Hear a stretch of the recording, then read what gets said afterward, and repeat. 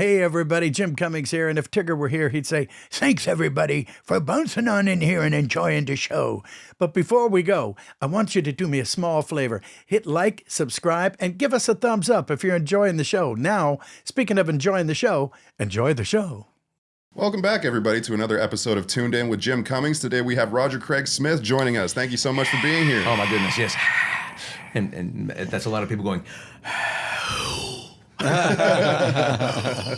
No, it's good to see you, man. Thanks for being here. As you said, nice to be seeing one another without like the ships passing in the night of a convention scene. Or that's right. We do a lot of conventions, as I'm sure a lot of you folks out there know, right? Indeed. So that's what's happening. That's what he's talking about. That's what I'm talking about. But today we're convening in a whole new world. Oh, yes. Oh, and it's too early to try. See, I tied that in with a little song there? Little Disney. Little Disney. Yes. I know those dudes. Yes, do you? Yes, are you familiar with Disney at all? Interesting. Yes, we are. Yeah. And so I'm just glad you're here, man. Thank you. It's likewise. Very cool. No, it's great. I just left snowy Idaho to come back to sunny SoCal. I was like, oh my God, why am I wearing jeans? Yeah, snowy Idaho. That's where you live. Yes, Boise. I moved in 2020, so I'm yeah. based there now, but lived here my whole life up until that point. Wow. Well, that sounds like what made you choose Idaho? Outdoors, nice skies, dark skies, that kind of thing. So my hobbies are like photography, wildlife photography, but mostly like night skies and astrophotography and that kind of thing. And it was like trying to put the investment in time to get that to happen in Southern California was like, all right, well, I'll just hop in the car and drive 4 hours to get to like some dark skies kind of thing. Yeah. It's funny because I thought you said nice guys, and I was thinking, well, I mean, okay, I'm sure they are, but there's got to be a decent couple. There's nice guys in LA. Nice guys, gotcha. One of which. That's good. Yeah, so no, it was that, and then the pandemic, and at that point I had bought up there in 2011 and was thinking, someday retirement, that kind of thing, and then the pandemic hit, and we started doing a lot of work from home. And I was already set up, and I thought, man, I'll never get an opportunity like this again. So so far so good. Yeah. But then of course I'm back down here doing work this week, and it's like but it's a much easier place to kind of come and go. Now, a ton of people have moved there, so it's there's more flights and that kind of thing. So it's good. Oh, that's good. Yeah, that helps. I had a place in Missouri, and it was like one airport and one flight a day. That would get canceled, right? And then and don't miss it. Yeah, because Yeah. Well, good for you. Small towns. But so no more? You don't have the Missouri place anymore? No, not anymore. Okay. I just visited it recently, which was interesting. But be that as it may. But I'm glad you're here, buddy. Thank you. Likewise. So, thank you for having me. And we're going to end up having to tell everybody before all's said and done if you got anything coming up where they should go and see you. Cool. Be it convention or be it now. Be it now. So I mean, social media, as we both know, is everything. So I've just started Blue Sky, just trying to figure that out, just to be like another thing. It's apolitical. It's mostly just kind of like X and Twitter getting to the point where I was like, for the longest time, I've been finding myself going, do I want to be doing this? Do I want to be? What is that? I've never heard of that. What? It's Blue Sky is like another. It's just another alternative. I guess it was one of the original founders of Twitter that went over years ago and started this, and then so it's sort of like retaining what Twitter was essentially meant to be, like all along, kind of like short form communications. You being able to sort of curate what you're looking for and that kind of thing, as opposed to these algorithms kind of shoving it at you. Is it like Truth Social? I have no idea. I mean, honestly, I have no. It's like I don't want to know. Like I don't want to know. It's weird to have to like think about like what do I need to know about Twitter or X or what do I need to know about Instagram and Threads and all these different things. Do I need to know? Yeah, and how quickly we went from as an industry, you've got to have this to maybe not so much because it can represent almost like a liability now. Like one actor can take down an entire production because of something they mouthed off on, that kind of thing. But so. To answer your question, Twitter and now Blue Sky and Instagram is where I'm at, and it's all at Roger Craig Smith, just all one word, and then I have a website, but I run it myself, and it's kind of embarrassingly like bad. But there is data there, I suppose. I haven't updated in probably about 5 years, but I got kicked off of production for social media. Are you serious? Yeah. I was working on Lost in Space. I was doing props on Lost in Space. You were doing props and they kicked you off? Netflix reboot, and they like converted this. I never actually watched the show, but they converted this like huge tractor trailer into a spaceship. Like they took the frame of the tractor trailer and then they made like this big, like it looked like a Mars rover, you know? And we were on lunch break one day, and I was like, oh, I got to take a picture of this. So I take a picture posing in front of it. Oh, no. And that was the last day of shooting production. Yep. And I had to go to LA that day. That was up in Vancouver. And so I post a picture, and I just said, on another planet. You know, I didn't tag like lost in That's not space. bad. Yeah, You would think I you got would a get call away from with that. production within like 20 minutes. Yeah. They were like, what are you doing posting that? You Take can't it do down that. right now. You're done. Like, what? Wow. And then I was like, well, I'm on a plane right now. Like, I'll take it down. But like, they wanted me to like come into the office and like talk to me. And then I was like, yeah, like I'm going to LA right now. I was assuming it was something you'd said as, you know, and like they were following like what you're saying. Like I can't even believe they found that picture. That's crazy. I didn't follow anybody on that crew, you know, like I was like a day didn't know player, you were that know, popular. Like, I was like a day player props, you know, like that's crazy. Yeah, I wonder about this sort of thing. It's like that's why it's like now I just find it funny. It's like you go, yeah, it can all be. I never signed an NDA. I never signed an NDA. Oh wow, yeah, that's right. And you got so him on a day player there, just technicality. like you're done. Yeah, they're just like, yeah, we're not hiring Jesus. you again. Like, Wow. Yeah, kick rocks. Oh man, give me a break. Kick rocks. Yeah, no kidding. They said, do you ever want to work for Warner Brothers ever again? I said, only if you cast me. Yeah, there you go. Yeah, That's a good answer. yeah. Don't cast me as prop That's a guy. pretty good answer. Yeah, that's pretty funny. No, it's a crazy. I hate even having to have these discussions like with other grown-ups. You know, it's like TikTok It's funny, and everything. man. It's funny to me. I think people take just life in general too seriously. Ooh. You think? You know? Yeah, That's a hallmark think? of Yeah. so many people. yeah. Oof. Yeah. Well, I'm offended by what you just said. So Oh, Yeah, I'm out of here. yeah. Thank you guys. No, I cancel this show. No, it's that there. So social media that's where I promote most of my stuff. Yeah. And I think I have a YouTube, but I don't know that I monitor it or do anything. It's just I don't know. I like it's funny. Like I'm sure. If you're like me, it's like you just go, look, we're only as good as the last thing we did or as good as the audition that we're submitting and that kind of thing. And I look at it like, if I've got to have all this like window decoration for you to want to consider me, then what am I doing? Yeah. You know, I just feel like that, I don't want to of- work for that kind of a I feel like they've kind of moved away from that already, though. Like, it seemed like in the early 2010s, like they were really like gung-ho on like, Big time. what's your following, you know, Yep. blah, blah, blah. Oh, and then they started that's so casting true. these social media influencers, right. and then they realized it didn't really make a difference in who was coming to see, because people want to see, if you're used to seeing somebody on your phone, you want to see them on your phone. You don't want to go to the theater and then like that's a whole Yeah, I different could see thing it that for they're free. doing. You know, like I don't Yeah. follow you because you act. You know, like I follow you for whatever you what do. it is that you do. And now you're unboxing acting. videos.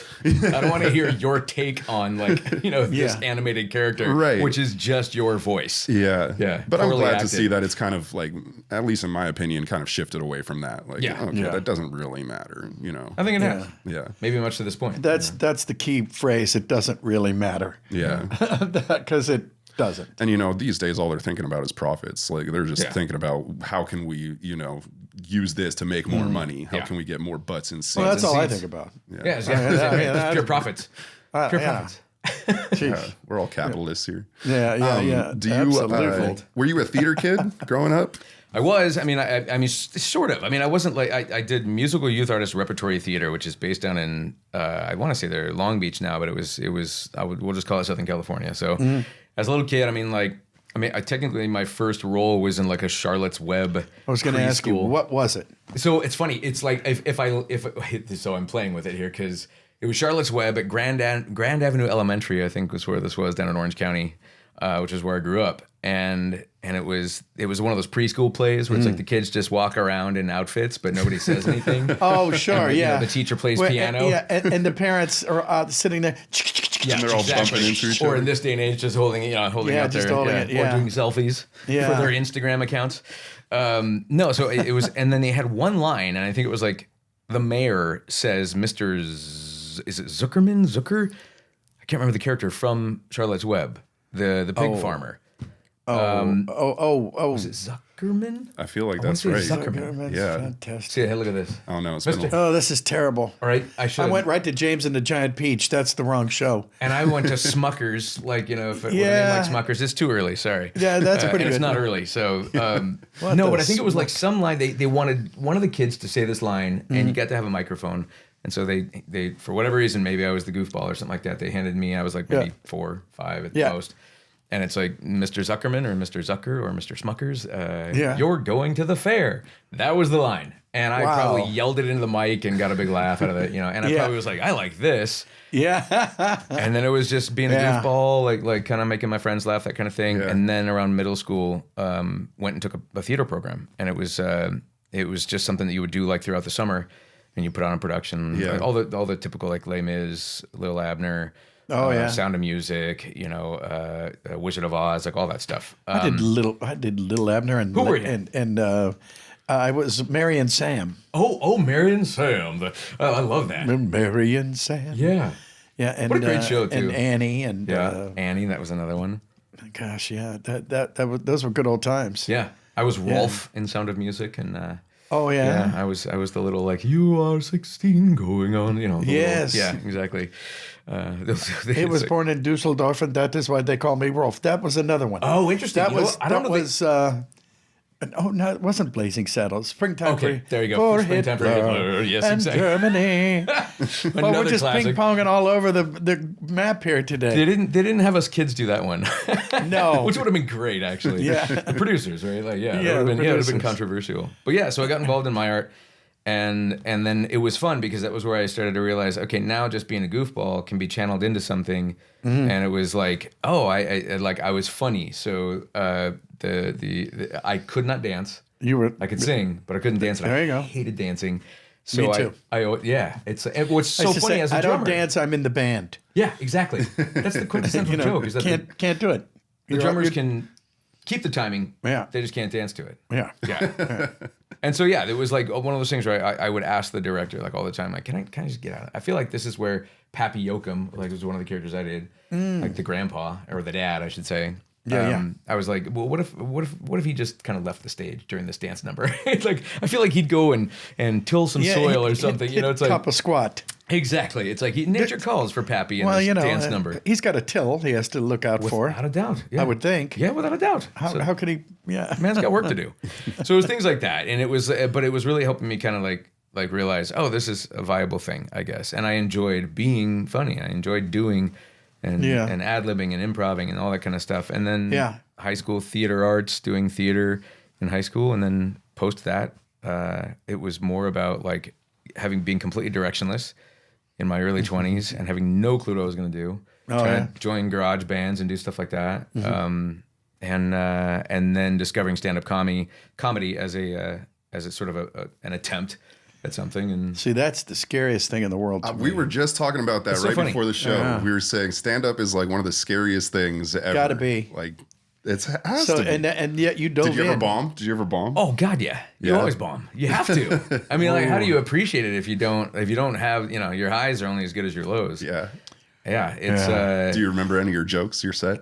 Oh, here we go. So the impetus. Hey everybody! Hey, how's everybody going? How's it going out there? Hey, hi. Where are my drinkers at? How about that local sports team? That kind of thing. Would you do voices? Like, that's the thing. So the irony of this whole situation, like to be sitting here next to you right now, for me, like this many years later, is me getting into my 20s, calling my old high school theater arts instructor Jan Laurie, who was this amazing human being, calling her up and going, "Hey, I'm thinking about doing this thing." And she was like, "Oh, you were always my little Robin Williams." That was what she would say, which is like nice. High praise, right? Like that's not bad. That's pretty good. I'm like, I'll take that. Yeah. I disagree, but I'll take that. And she said, I can't wait to see what you've got. And what I showed up, so I met her after school, went back to my old high school, met her. Oh yeah, so she was kind of giving you tips and a mentor. She was going to watch me. She was going to So I just did my stand-up act in front of my old high school theater arts instructor, and wow. And so we get done, and she like the kids had all left the school. I was in the at the little theater, and we do this thing. I just do my stand up in front of one human being who I trust. Oh, that's perfect. Immensely. She gets done. She goes, "You want me to be nice, or do you want me to be honest?" And I was like, "Oh no." I was like, "Honest. That's what I'm here for." She said, "Where are your characters?" She's like, "You always did voices. You always became these characters, and that's what she's like, you just did observational stand-up comedy. Anybody can do that. I don't know why you're wasting it." She said, so instead of talking about it, inhabit the character and let us laugh with you. And that was the most sage advice, because that was what I became more known for, I think, in my stand-up. That's got to be, yeah. Doing characters and voices and acts. And it was, I had an act. I wasn't LA comic, open up the newspaper and start riffing, or notepad on the table kind of thing. I was going to entertain.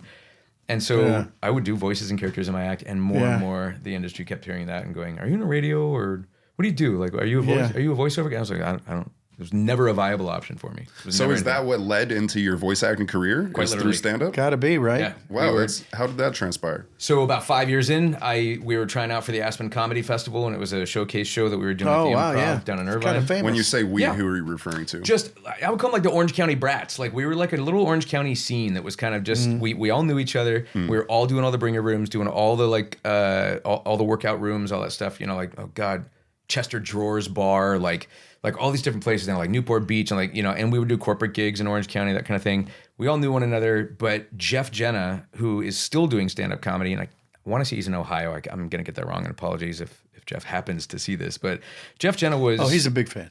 Oh, yeah, I don't doubt it. I don't doubt it, yeah. Jeff, what up, buddy? Huge. How you doing, Jeff? Shout out to Jeff. All right. He was the house MC and the manager of the Improv in Irvine at the time, and he was one of those rare like folks that would just... He felt like we got to foster young talent. And so he would seek like young comics in Orange County and give us the Improv in Irvine, California at the time. He'd give us, I think it was like Monday nights were dark. Okay. And so he was why don't we do we'll call it open mic, but you had to audition on a regular night. You got 3 minutes to audition. Is that it? Yeah. So it was, and then if you were anointed. Better get out there and get him. Oh my God. Better hook him. Yeah, it was fast. And he let me come in. I did it, opened up for somebody, I don't remember what night, and then he was like, "You're on." And so we would get this ability to do this, and then throughout the years, he finally set up this showcase for all of us. I think her name was Judy Brown, or Julie Brown, I can't remember. Oh, downtown. I know, it's not, though. No. Oh, there were 2 of them. Yeah, but I think this one was either a disambiguation because Julie it was or like... Judy. She was in charge of the Aspen Comedy Festival. It wasn't downtown Julie Brown, or I'm thinking of MTV back in the day, right? Yeah. It wasn't. It wasn't. Well, her. one was white and one was black. Yeah, and I don't know that they were both even affiliated with this one. If I'm getting the name wrong, but she came to watch us all do our thing. At the end of the night, we get back on stage. The audience leaves. We get back on stage, and she goes one by one and critiques all of us in front of our peers. Like this. I don't like your props. Why are you doing props? You're not a prop guy. Comes to me and just goes, "Who represents you for voiceovers?" And I went, "Nobody." And she goes, "Oh, you do so many voices and characters. It seems like that's what you would be." And then moved on. Said nothing about my stand-up. And I was like, okay, this is the highest industry professional I could imagine like talking to. Oh, wow. And, it's like, it's weird little things that have happened. But it was an interesting way to deliver good advice. Good, yeah, great, yeah. And then you can't really... And then so you were like, I got to go get an agent. Google. Or Alta Vista, or whatever it was, Ask Jeeves at the time kind of thing. Oh, and just looked into it, took some local classes, took Bob Bergen's animation voiceover class. Sure. That was the catalyst. That was literally the catalyst. It was years of doing it down in Orange County, cutting my teeth, making mistakes, getting time behind the mic, doing all the not-for-broadcast stuff, doing local gas station ads, doing local cable ads. That's what I did. Yeah. I lived in Corona. Okay. And Corona, California. Corona, California. Holy cow! I had no idea. Not Del Mar. Yeah. Not the crappy one. Yeah. The one by, by Riverside. Yeah. And I would go down to there were different places in Newport Beach, 2 or 3. I had an agent in San Diego. Because that's logical. That was the big city. Yeah. Yeah. Anyway, I mean, it was ridiculous, and I'd drive for an hour and a half and do a radio commercial. Yeah. Then drive for an hour and a half, and all the gas money was eaten up by the $150 I made on the radio commercial. Yep. And but I made my first demo tape, and is that how you? Identical. That was it. Yeah. That was it. Identical. Yeah. It was, you didn't care. You just, and it's like, how do you impress that upon people, like young people that are trying to like figure out how to get into this? I just start going, look, you're going to find a way. You're going to find a way. And it's not going to be bang, zoom off to the stars kind of a thing. It's like, you're probably going to really do a lot of stuff that's just really unfun and yet in the name of progression. I mean, like I worked as a PA. I did all that, like 20-hour days and all that. And it was it was, but it was. You know about that one. I was a PA for years. Yeah. PA for years. Yeah. Me and one of my PA friends, we would joke around. And there was one year, it was just a couple years back.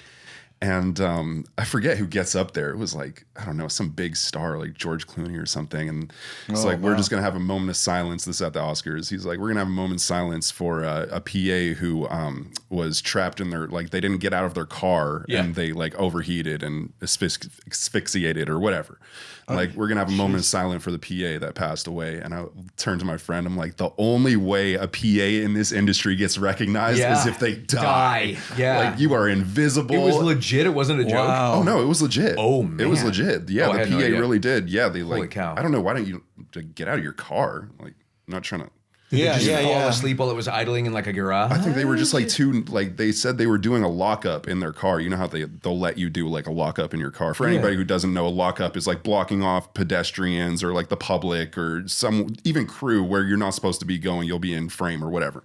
And so this person's doing a lockup, and like, I guess, you know, they forgot to tag her off for her lunch break or whatever, and like she just sat in there and like, holy cow, just didn't get out. Holy cow. I could be missing some details, but she was in the car. So I like, how do you lock yourself inside a car, right? Like, yeah. Oof. So I don't know. Tragic, but that's terrible. The joke was, you know, that's the only way to get mentioned as a PA. Yeah. It's I'm sure it's a you experience. You know, it's a very thankless job. You're almost like without a doubt. You're almost like the janitor of the set. You know, pretty much. Yeah. It's what I asked for. The way I found myself in those jobs was just telling other people. Like, I was working at a coffee shop down in Orange, California. Yeah. And I was like, good old Orange. Yeah. I lived there for a long time. I loved living down there. Lived in the circle and all that. It was great. But I was telling the kids at the coffee shop, if you guys know anybody in LA that does anything in any way, production or whatever, just tell them I'll sweep up afterwards. I'll make coffee. I'll do whatever. And this one kid, it was all the kids that would sit there and smoke cigarettes, you know, afterwards. It was like this one kid knew a writer, and the writer eventually he had a connection with somebody else. And he said, I'll get you in over there. I worked for that guy for a number of years. And then this writer got an executive producer position on a pilot starring Robert England, Freddy Krueger. He's great. Who later today I get to work with again. And I'm just laughing kind of Today. And I'm laughing kind of going like, so this afternoon, somebody told me like who I'm working with on this particular thing that I don't want to Dude, tell Robert I say hi. He's a great guy. That's cool. He's a great guy. So he lived in Laguna Niguel, or I think down there. And because I lived down in Orange County, I was anointed as the one who would One of the most beautiful places in the world. Amazing. Freddie's sitting down there snarling at people. Exactly. And because I was the PA working on this thing, and he would need scripts, I would deliver the scripts. Wow. Because they're like, well, you're down in Orange County. It's like, you know, and I was like, yeah, but I'm in like Orange. I live in like like Santa Ana, Orange. He's in Laguna. It's like another hour and a half, like to 2 hours. Yeah, but it's got orange. It's got orange in it. And they're just, it was like Orange County and LA for the longest time. We're just like, what is that? What's down there? Nobody lives in Orange County, you know. And I would do the same thing. I would drive up to except LA. For me and you. Yeah. Drive up to LA and go a la carte only. Yeah. And then drive back and go like, well, it's like, 3.5, 4 hours of my life right there, just driving. And the money's gone. Oh, yeah. So, yeah. No, it's like boring stories. It's all this. It's just, I don't know what, grit, determination, and just grinding out and be willing to just do the stuff. Yeah. So all that led up to, and then what was your first voice acting role? I know the first time I heard your voice was as Ezio. Oh my gosh. In Assassin's Creed. Which we just celebrated the 15th anniversary of that, which is kind of crazy. Man. AC2. Yeah. Wow. So all this stuff's coming in. Technically it was, and you can, I'm sure you can appreciate this having done what we did back in the day, but it was a dialysis nurse's training video for how to use the dialysis machines. But this guy had us doing like riveting. Yeah, right. And because it's horribly boring, the producer wanted. It's up to you to. Yeah, he took it like licensed film footage. I'm sure this is a violation of everything, but he had licensed film footage that he would take, and we would overdub like Yoda going like, the plasma, like it puts this button on, it does, like we would do all that. Oh, that's funny. It was all those things, and so they wanted people that could do like a bunch of different voices throughout this dialysis nurses training video. I made $75 in 30 minutes, and I was like, "It's the best day of my life." Yeah. Never looked back. No kidding. How old were you? 42? No. Let's see. Oh, God, that's crazy. I would have been probably 31, 30-ish. Okay. Yeah. Yeah, I would have been about 31, 32. Yeah, that's kind of when I started working.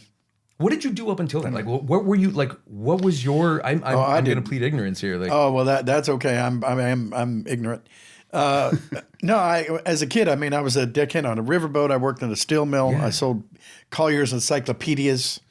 So, you know, I did a lot of crazy things. Yeah. I designed and painted Mardi Gras floats for a few years. Yeah. That was a lot of fun. I'll bet. And I couldn't believe people were paying me to do that. And I thought, well, this couldn't be better unless they were paying me to do silly voices.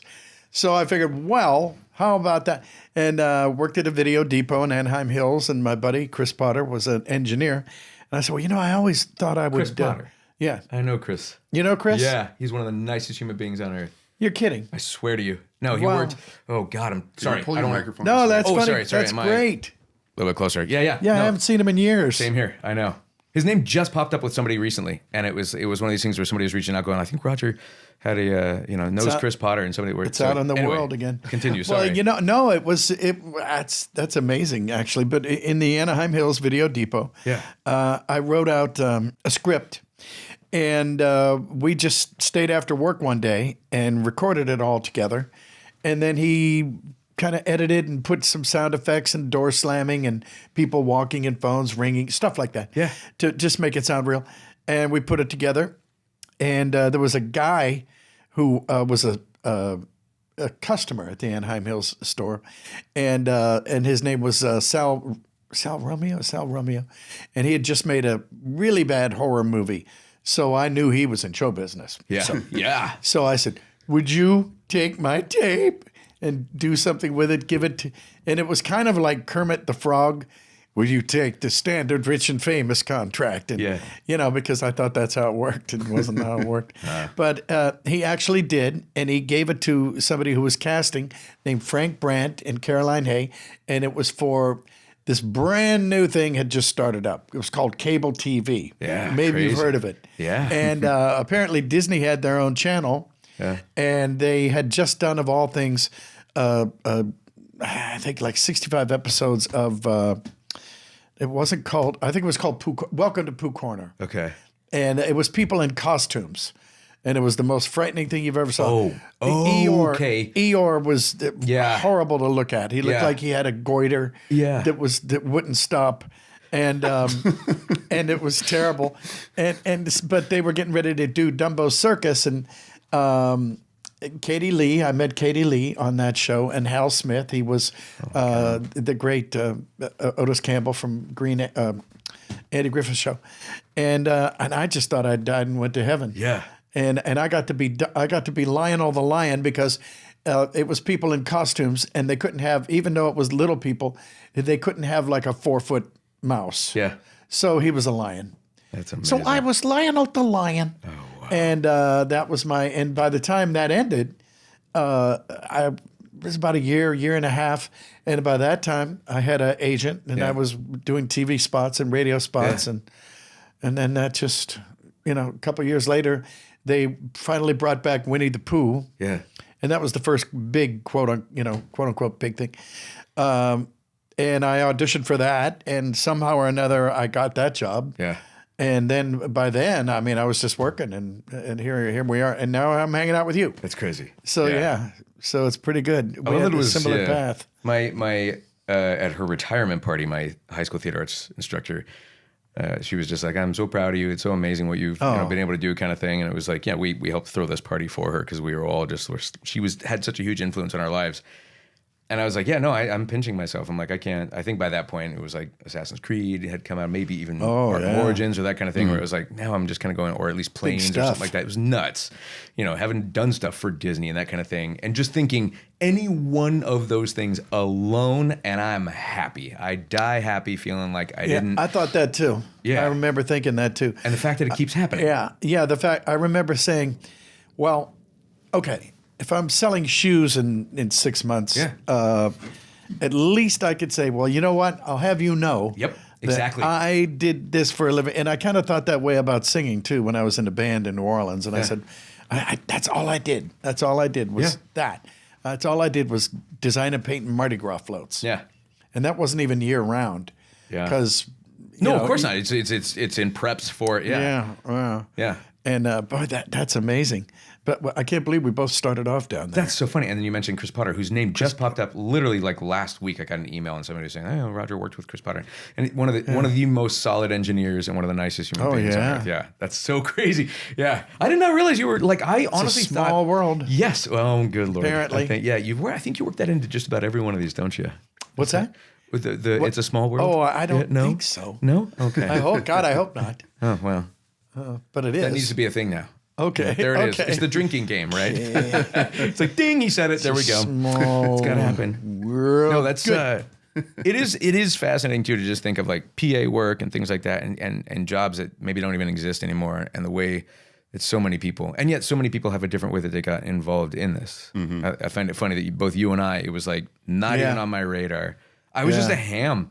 I just knew I couldn't do The Office. I did 3 months at I think I've mentioned other things. I won't mention it here, but it was a bankruptcy management service company where I was a temp buyer's assistant, and it was like 3 months is all it took for me to go, I never want to do this ever again. Yeah. I can't do this. It's all I did was sit inside all day long. So it wasn't outside. the TV show, The Office. Was it? No, God, no. It was a different one? No, I would have. Just clearing that up, making sure everybody's... I'd rather work at Dunder Mifflin.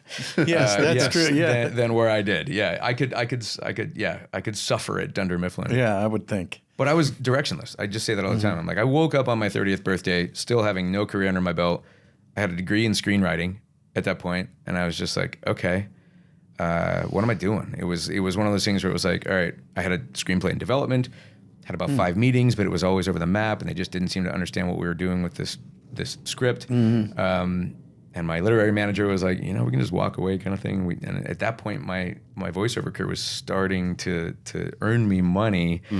And I was looking at it going like, I could either keep plugging away on this script for 8 hours every night, and only to have people kind of go, yeah, we're thinking though instead of this, we'd like it, and then you go back and you do another 3 nights of revisions, and they go, yeah, it's good, but actually we're just thinking it should all be different now. You just start going, okay, Yeah, this is really good, but except for everything. Yes, exactly. Yeah. We love it. We just want it different. Yeah, we want something completely not this. Yeah.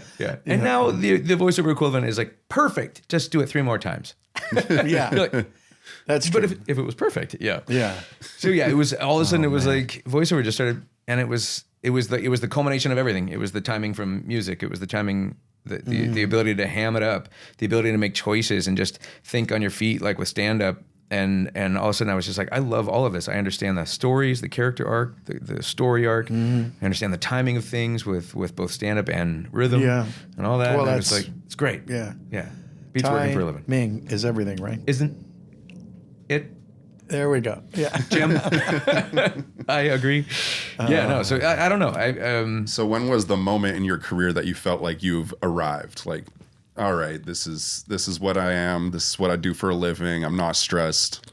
Ooh. Well, probably when I was at my most stressed and behaving like an egotistical jerk. Where all of a sudden I realized that wasn't breakfast, right? No, God, no, no. It's, that's just every evening. Okay. No. It was funny. It's a good friend of mine too, and he was directing on a project, and we both got into it with each other, and it was just a funny moment where I think all of us were under so much pressure with this particular project. I'm being very ambiguous, obviously, but it was one of those things where I was like, oh, I didn't like that feeling. I didn't like that. What am I thinking about that? Is that me trying to stretch? Like, like a little bit of like, hey man, I must be good. Yeah. It's like, I must be good because I'm working so much kind of thing. And I walked away from that, and it was like, and years later, it was just like, dude, what was that? And he's like, and apologies and all that kind of stuff. Just like, I can't believe, it's like, hey man, we all, one of those things. But I think at that point it was kind of like, okay, I can go either way on this. I can either like do that and probably completely burn out or just burn every bridge in the name of what? Protecting my fragile ego of the fact that to this day I still have the imposter syndrome. I'm kind of like, are they going to figure out that I'm really just kind of throwing vocal stuff against the wall and hoping it sticks? It's like, and just doing what I can. Yeah, I've had that. It's like, when are they going to? They're going to. This is freaking Cummings from Youngstown. Get him out of here. For God's sake, he's not fooling anybody. Right. All right. We'll let him make this TV spot or whatever. Hey, let him give him some tags to do. Yeah, it's we feel sorry for him. He drove in from Corona. Yeah. Yeah, Yeah, that's true. Yeah. Yeah, I guess it might be that. It was, and then years later, one of the neatest things happened. I was working on Planes for Disney, and this little film that was supposed to be, it was Disney Toon'd Studios. Not actual planes. Yes, sorry. I was thinking, yes, he had fallen far, but the guys who work on planes, I would imagine they make pretty good money. Pretty well. Airplane mechanics are, not as good as guys who work on planes, the cartoon show. True, maybe, yes, quite possibly. But yes. So it was Planes, the movie, like Cars, but it was Disney Toon'd Studios. It was supposed to be straight to DVD. Yeah. And then it started testing really well. And the next thing you know, they were just like, hey, Pixar marketing is going to get involved and they're going to take this theatrical. And it was like, I just was like, well, I'm out. They're going to replace me. Because here we go. I'm waiting for it. Uh-oh. It was just like, and both Carlos Rocky and I have been working on it for like 3.5 years together. We did the initial table read. And it was like, and supposedly from that point forward, they were like, those are the two characters, and we just couldn't believe it.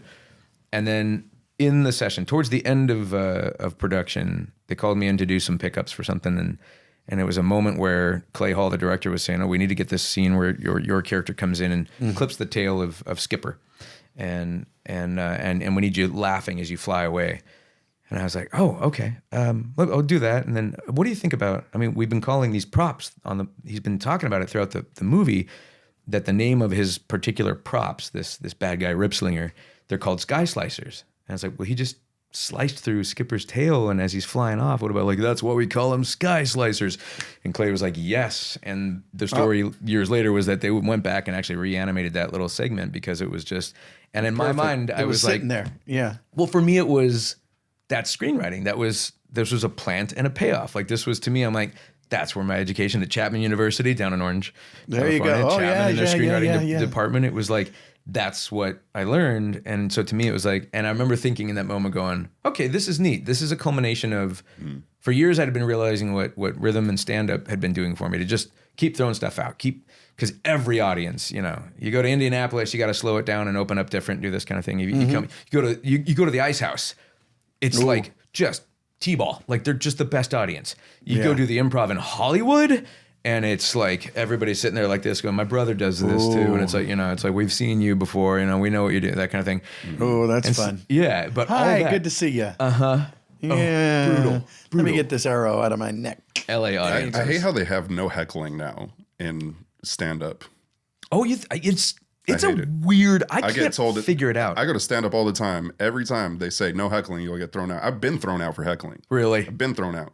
Oh man. Yeah, I was like, to me, that's like what stand up is. That's like, yeah. How are they going to know if what they are you suck? talking about? If they're bombing. Yeah, if they bomb. If you're bombing, it's like, I heard the best advice doing stand up once, and it was very likely from Jeff Jenna when he was saying, or maybe honestly, it might have even been Kathleen Madigan. She might have been actually saying this to a group, saying, look, inherently the audience wants for you to succeed. Oh, I would think, yeah. And so what ends up happening is the minute somebody's up there and it's, what's the deal with, and it's like now everybody's getting uncomfortable, and that's when the heckling begins, because you've inherently made the audience feel uncomfortable because they're already uncomfortable for you. Yeah. So they want to know they're in good hands. And I'm with you on that. That's exactly the reason I got kicked out of the show. I felt uncomfortable. Like this guy was literally just standing up there. I can't even remember who it was. I don't even know. And it just sounded like he was in his freaking living room, like going off on misogynistic rants and racist rants. And none of it was funny. Like, I'm not really sensitive. It just wasn't funny. Yeah. Like it was like somebody sitting in their living room with a bottle of bourbon, just like ranting. Oh. And I'm like, boo. Like, this is like, get off the stage, dude. Entertain like, us. this is not funny at all. Like, nobody in the crowd is feeling this. Like, isn't that weird? Change your tune or something. Like, you don't have like an alternate. Like, I don't know. And then they're like, sir, you're going to have to stop. I'm like, I'm not stopping. I'm not stopping. No, make him stop. Yeah. Kick me out. Make him be good. It's weird. I mean, like, there's a fine line. Like, there's a. I'm trying to be an asshole, but no. Yeah.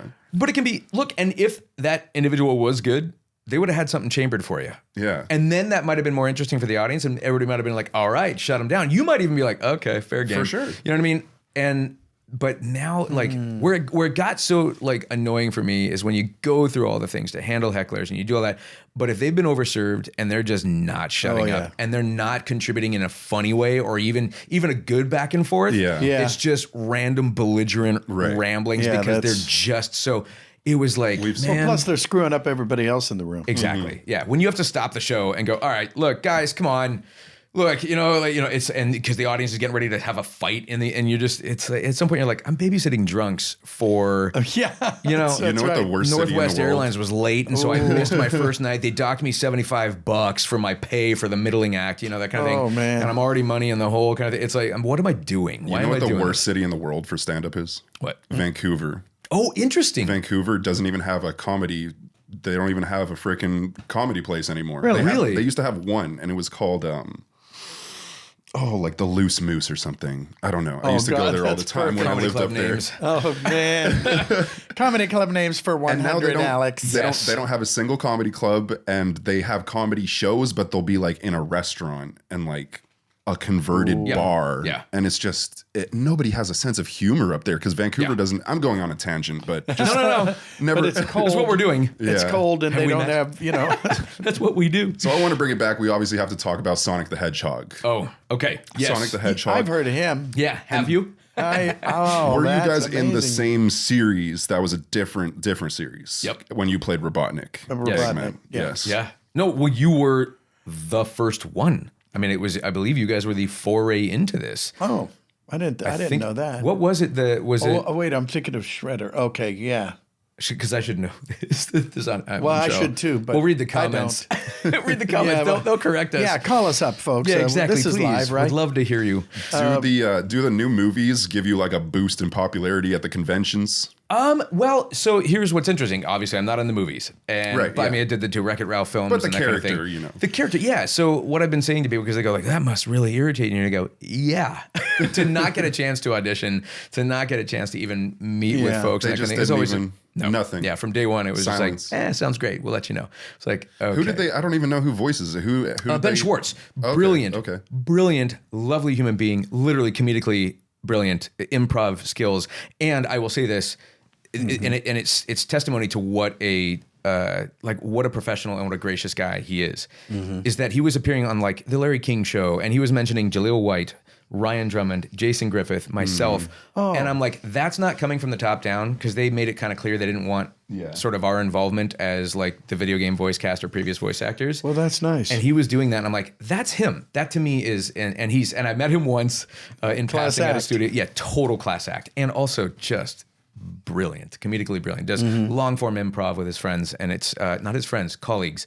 and they're just amazing. But there's never been a better time to be a Sonic the Hedgehog fan. You have the work that we're still doing in both games and on their social media platforms and YouTube and all these other things, but and other things to come. But you've got Devin Jim Mack. Carrey stole my role. I know, right? There you go.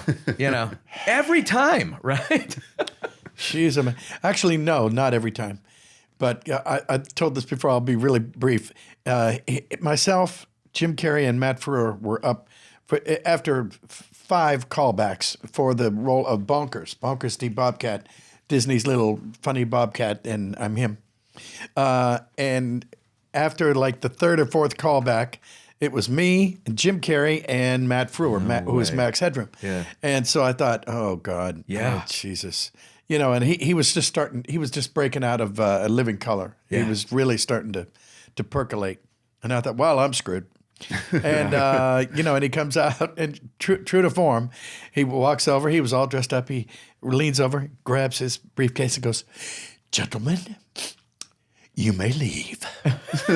and then he just walked, then he walked away. Yeah. And then I went in there and kicked his ass. I love it. Yeah, there you That's go. right. Yeah. And now That'll show him. apparently he snuck in ahead of me on the movie. Yeah, okay. Sounds about right. Sounds about right. Well, What the good news is What are you gonna do? nothing came of his career after that. That's so, true. You know, Yes. exactly. Jim yeah. Hill? That's true. Yeah, exactly. Yeah. No, it's an interesting time because you have Devin Mack who's doing the voice for the Sonic Prime series, which is on. Yeah, I think we need more Netflix. Sonics. I know, but it's crazy, and now you got Lego stuff that we're doing, and it's like so literally you've got a cinematic, like as a grown man saying the cinematic universe of Sonic the Hedgehog, and then we're still doing video games, and they've got animation and that kind of thing, and it's been a 15-year run for me, which is awesome. incredible. Yeah, it's nuts. I can't. Nothing wrong with that. No, I can't. Yeah, and I get it. Like we were talking about, I think before we even started rolling, we were talking about butts and seats and things like that, and it's like.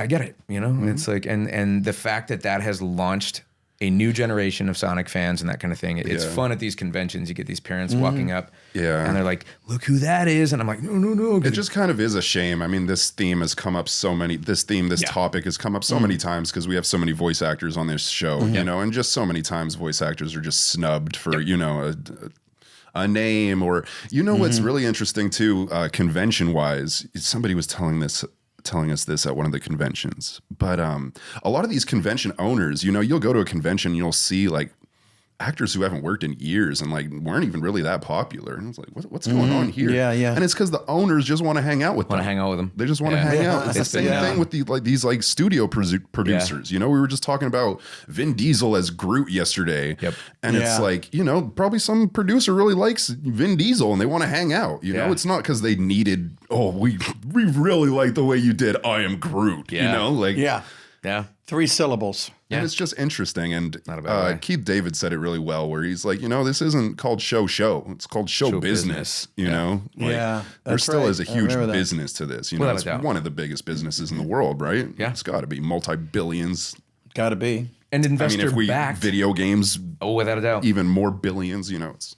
Well, at one point, video games, I don't know if it's still the case, was literally earning more and was a bigger industry than Hollywood. I think it's almost triple. Yeah. It's almost triple right now. I think that's still it's still like the triple. case. And it's just, because I mean, you go to a movie, you're going to spend I don't know what it is now, $12, $15, you know, $18 a ticket. But if you're going to buy a video game, I've spent $70. over $100 on a free game. Yeah, exactly. On a free game on Fortnite. Don't you love it? Like just free cosmetics. That's how it works. Like Thank God it wasn't.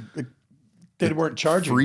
Free game, and then they get everybody. They generate money with the cosmetics. You know, like, oh, you got to have the Spider-Man skin, the Wolverine skin. You know, oh, you got to be Batman or John Wick. You know, and then it's almost like I compare it to like, you know, when we were kids playing with like action figures. You know, they're like digital action figures. You know, you get to play. You get to play a game dressed as Thor. You know, like, oh, I'm playing literally as Thor. You know, like how cool. Free to play. That was Apex Legends when that came out. It was the same thing. It was like you played Mirage. Yeah, we're still going. It's a season based kind of a thing. Yeah, and that was a huge game. I mean, that was like that was almost like the Fortnite killer. You know, that almost they were trying. Came I think. In I think was everybody wants to be goal. Yeah, the iPhone killer and the Fortnite killer. It's like, you know, everybody's gunning for it. Yeah, but it's an interesting aspect of the business too, where it's just like, hey, we launch it for free.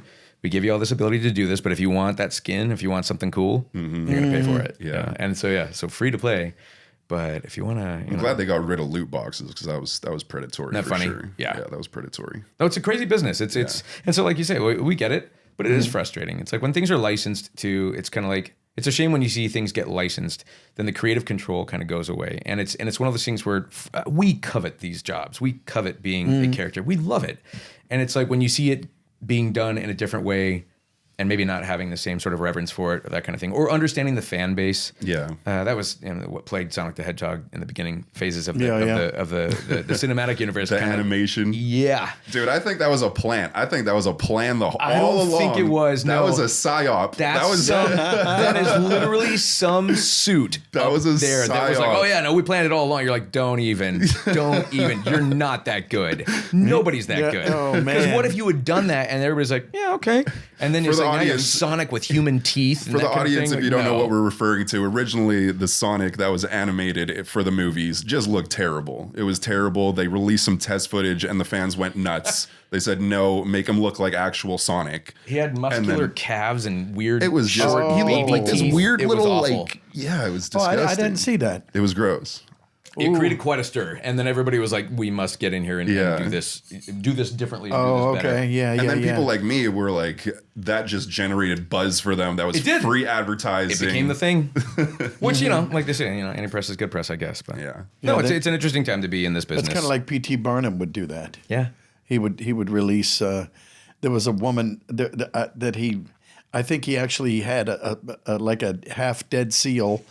And a woman, and he called it some kind of mermaid or something, and he took out an ad in the newspaper saying, "This P.T. Barnum is the worst charlatan anybody's ever heard. He should be strung up. He should be taken out and flogged in public. Anybody who goes to see this, be prepared to be completely duped." Prepared. millions of people went, hundreds or whatever, back in Chicago, wherever the hell it was. So, negative it's advertising. No such thing as bad publicity. No, it's like creating that interest of like, ooh, if it's that horrible for me, maybe I should go see. We better go see. Man, we better do you go remember see that movie, The Room? The Room, and it was like the worst. It's so bad. I just got invited to a showing of it this Friday in Orange County. Oh wow! And they show it once a month, and people all bring these plastic spoons. Yeah, they bring the plastics. You know about this has that. been going on for years. So it was like based in LA for the longest time. That show, years. it's become that. Yeah. Everybody knows where the lines are, where it's like it's insane. Like they know exactly what's coming up, and they will throw spoons and then do all this stuff. Like. Yeah, it's become a cult thing unto itself for what is arguably one of the worst films, ever made. I kind of want to go to it. But you should. It's in Orange County at 10:30 though. Here we go, right back to LA, Orange County. It's like, oh God. That's like a 2-hour trip for a movie. I used to mountain bike in Orange County. It's 4 hour. I'd be mountain biking in Orange County, and I'd be on a hill, and I'd be able to see downtown LA. And I was like, why? Why does that take me 2.5 hours to get there? I'm like, I can see it from here. Got to get a helicopter. I can get to Catalina faster. You know what I mean? Seriously. Like, I can get to the island that is off the coast faster than driving in my automobile to that place that I can see downtown right now. It's so frustrating. All right, we have a game that we play here on this. We do on this podcast. I don't know if you got to the segment. It's usually near the end. You know the game, stuff with Tara, the voice swap. Exactly. All right, you want to do some voice swaps then? Oh boy, this is again sitting here with you. Well, hey, and thank you again. Like many years ago, you did the nicest thing for me for a friend who had somebody who was very special to them, was going through a rough patch and needed a little something. I just asked you like backstage at one of those conventions, and I didn't even know you really that well at that time, and you went on and on and on with this little sweet little voice recording for this person that was so dear to me, and it was one of the nicest things ever. So thank you, and so to be sitting here right now, this is pressure. I'd rather be on a stand-up stage. Oh God, well, I have a request. Do you want to start it off? Who should start it off? It doesn't matter to me. I don't know. It's your show. You go right ahead. It's your show. Yeah, well then you should go. Okay, we got to hear Batman. Oh gosh. Okay, in what way? I am the reason the criminals breathe easier when the sun rises. I don't do it sitting down. It's weird. The diaphragm is like, that's it will not be mine, but it will be theirs. Oh, I stand for everything. Yeah. I'm not a sitter. Jim does too. That's what I stand for. I stand. Yeah. That's what you stand for. You got to stand for something. We should start. If you don't stand for something, you'll fall for anything. No, it's funny. All of a sudden, That's it's like, right. oh, weird. I'm not barrel chested. It's like compressed, but. All right. So can you do the line one more time so Jim can hear to? Yes. Oh, gotcha. Okay. And then I'll ping pong it back as probably. Since this is Batman, probably Pooh. Pooh, I'd love it. I mean, Batman and Pooh. I am the reason the criminals breathe easier when the sun rises. I am the reason the criminals breathe easier when the sun rises. Pull my finger. Well, I don't have one. Oh, the paw. Pull my paw. Pull the paw knuckle. What would that be? What is wrong with that picture besides everything? Okay. And then I think we should do Robotnik and Sonic. Oh boy. Do a little switch there. Okay. All right. Let's see. Well, my favorite quote of Robotnik is, "I hate that hedgehog." And I'm going to repeat that. Yes. I hate myself.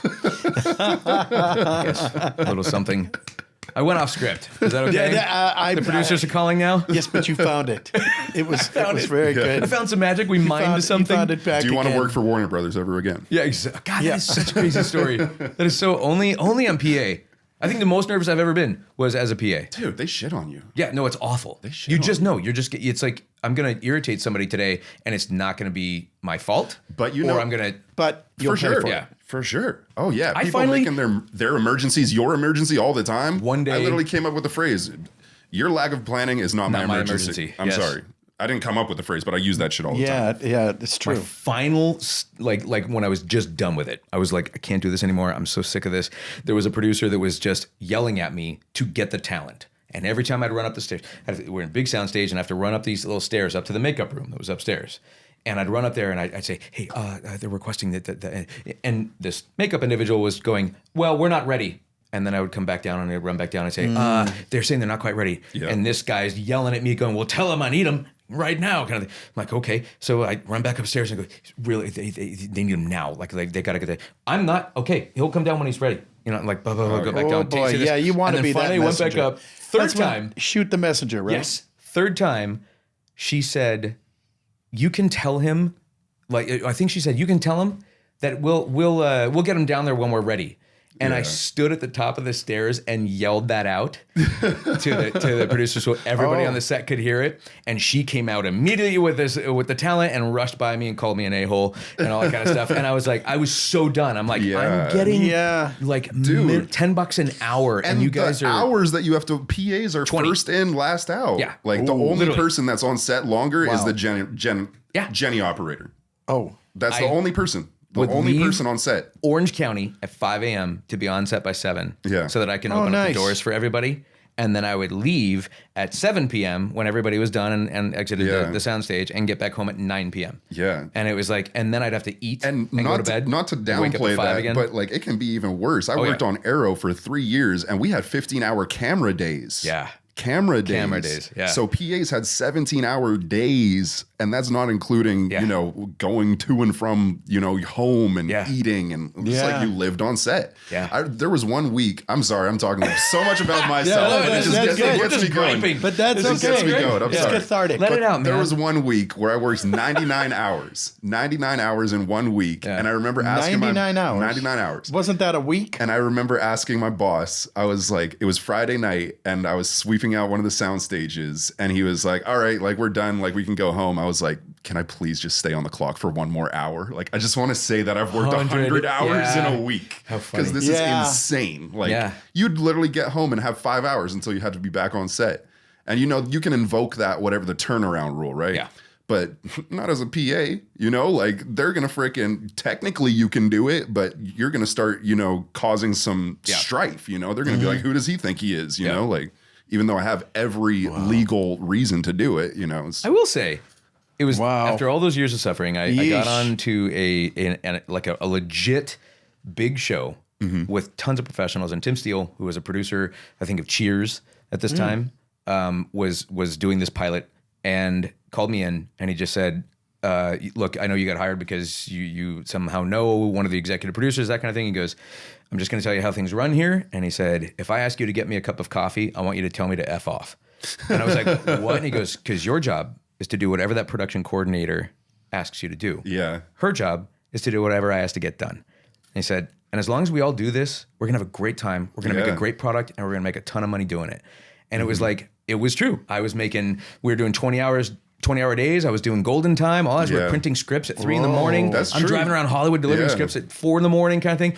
But I was thrilled. I didn't mind. I was like, I'm a part of something. And he made me feel that way. And I was like, that's what professionalism is like. And it was such a different vibe. Yeah, for sure. That was my favorite call every year, like at the end of the summer when they're picking up, like, hey, want to come back and work on the show? Absolutely. I'm there. It's like it's almost like a gambling addiction. It's like it's like the work is addicting, It's like you get so burnt out, but like the work itself, like everybody near the end of the show is just like, oh, fuck this. I hate this fucking stupid show, blah, blah, blah. Yeah. And then like day one, everybody's like, so good to see you. And here we go again. Oh, wow. Is it still for you? That's refreshing. Jim, is it still like... has the magic modified for you, like in some way, like throughout the years? I mean, I just still love it. Yeah. Yeah, I really do. Good. Yeah. It's, I always say it's stuff used to get me kicked out of class and I'd do it all day long for free. So as long as somebody wants to pay me. Yeah. It's so true. Ding, ding, ding. Finger pulling jokes and mouth noises, all that stuff. Man. Yeah, it's no been fun kidding. watching like when you have because so many of you guys have these like storied careers that are just incredible and are still going on and still doing these legacy characters that have just they are yours, and it's so neat to see. And I don't think it's lip service. I mean, there is still a lot of joy in it, and it's Oh yeah, it's fun. Just the other day we did a big tribute to Richard Sherman, and I think I'm allowed to say this because it'll be out by the time this goes. Okay. So, and it was just joyous. Yeah. Joyous. The Richard Sherman of the Sherman Brothers. Yeah. Chim Chimmery, Winnie the Pooh, Wow. on and on and on and on and on. Yeah. And I've worked for him 100 times over the years. and it was just so nice. And so, yeah, I mean, the answer is yes. It really has still all the magic in the world for me. That's cool.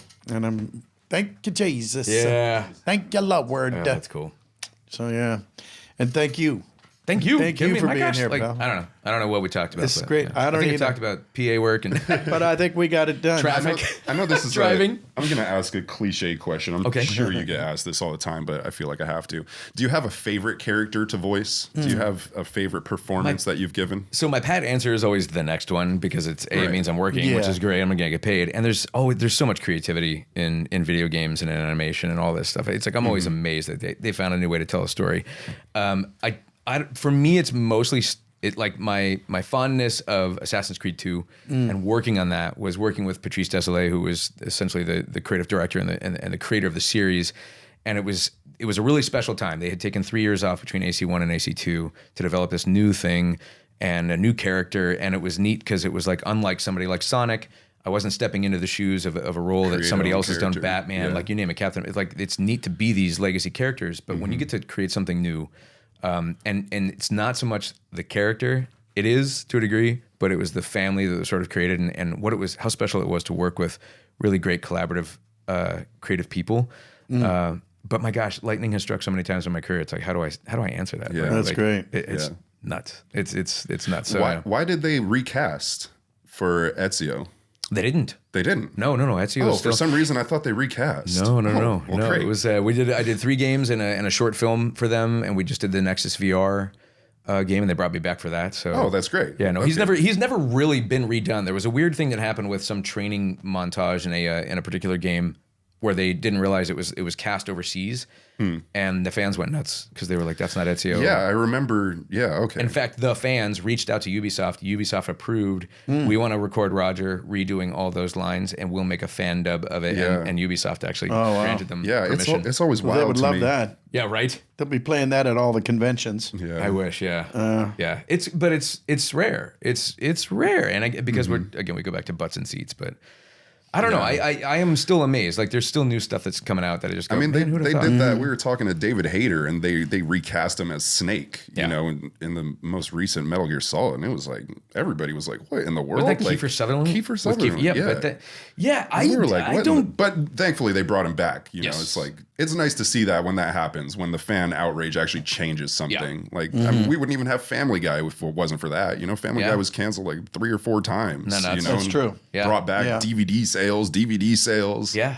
You used to be able to bring back shows with DVD sales. Remember DVDs, kids? I remember chatting up Lori Allen at the Improv in Hollywood. Yeah. And just being like, "Oh my gosh, like you're Lori Allen," kind of thing. She's like, "What, kid?" And I'm like, Family Guy." She's like, "This is amazing." You know, it was very Yeah. funny. But yeah, Yeah. and just chatting. She was doing an improv thing that night. I think it was like So cool. it was it's to be a part of anything like that is just insane. So the idea that like, do I have a favorite? It's like, no, I mean, I'm still here, which is crazy to me. Yeah. Just crazy. And it's So I always say the next one, because I'm always like, man, there's just more creativity that keeps coming, more storytelling, which I would have thought. Yeah. No, they're finding new ways. So Well, I'm that's a lucky great. guy. Yeah. He said to all the Amen. lucky guys. Yeah. Yeah. Amen. Thank you, Jesus. Yes. And well, thank you for being here, pal. Again, thank you. Thank you so really- much. Yeah, We'll see absolutely. you, thank you, Jim. Roger Chris. Thank you. Yeah, appreciate ladies it. and So, gentlemen. Let's give it up for the PAs. Shout out Get to over all the PAs out there. that are sitting in traffic right now and questioning life. That's right. Yeah, hang in there. It gets better. It gets And better. make connections. That's one of Yes, the biggest sure. things. PA, make connections. You get to talk to everybody. Yep. They might not talk to you, but you get to talk to everybody. One of our first guests on this show, David. How am I forgetting his last name right now? Hater? No, big black guy. Oh my God, David Ramsey. Yes. David yes. Ramsey Yeah, worked from, on Arrow. yeah. Worked on Arrow with him. I Right. was a PA. He was obviously one of the leads. Yeah. And he was the second guest on this podcast because of that connection. No way. And he That's was cool. one of the nicest guys Yep. ever. Would say hi to everybody every morning. Yep. Always saw you as a person. Yep. Always had time to spend and talk to you. Like Yeah. shout out David if you're watching this. Yeah, there you go. He's a great guy. And literally at a convention, walking into the elevator, bump into David Ramsey. Oh my it. God, what are you doing here? Yeah, yeah. You know, Jim hired me on this podcast. You want to be on it? You know, like we're looking for Yeah. guests. He said, absolutely. Let's go. do it. Yeah. What's the adage? Be nice to the people on your way up. You're going to see them on your way back down. That's right. So yeah. Yes. Yeah. Yeah, you got to do it. Yeah. Well, And you I'm usually remember- just a jerk to everybody. So It's a consistent way of doing it. that's it. Yeah, But you're damn good at what you do. So Consistency is key. that wins out. And the assholes stick with you for life. You know, like those little. Both I mean, literally? you talk about, you know, like Oh your- yeah. You talk about them like all the way from elementary school, you know, Oh, put you yeah. up against the locker. And, Oh yeah. you know, I remember every time somebody did something rude to me on Yeah. set or something like that. I remember this cameraman screaming. I was Yeah. acting on the 100. I remember this cameraman screaming at me. Like, it really like put me down so much. I was like, what in the world? He was like, you got to stay in the frame. I'm like, you're on a steady cam. You freaking frame me. Yeah. Go with the performance. Yeah. Yeah, what in the world? Oh, funny. Acting. Yes. Acting. I feel No, like you my act character like a would stay in the cameraman. frame. Yeah. Yeah, right. Or act like a nice guy. Yeah. Act like we all want the best product, and you could do that a little differently. You know? Yeah. No kidding. Well, hey, that was a great conversation. Thanks again for being Thank here. you guys. Likewise. Yeah, Appreciate thank it. you so much, guys. Thank you so much for having me. And here. thank This you is all for amazing. watching. Appreciate it. If you guys enjoyed that content, there's plenty more on Patreon. There's bonus content. You can get all that good stuff. Patreon.com/jimcummingspodcast. And don't forget to like and subscribe. We really appreciate all you guys. This has been going smooth for the last year, and it's all because of you guys. Seriously, this is subscribers. Amen. So we thank you so much. And of course, as always, we will see you in the next one. Jim Cummings, Roger Craig Smith. I'm producer Chris. We'll see you later. Well done, everyone. Well done, everyone. Well done. Did we get to it all? I think we done did it. Okay, cool. I think we're done. Did it.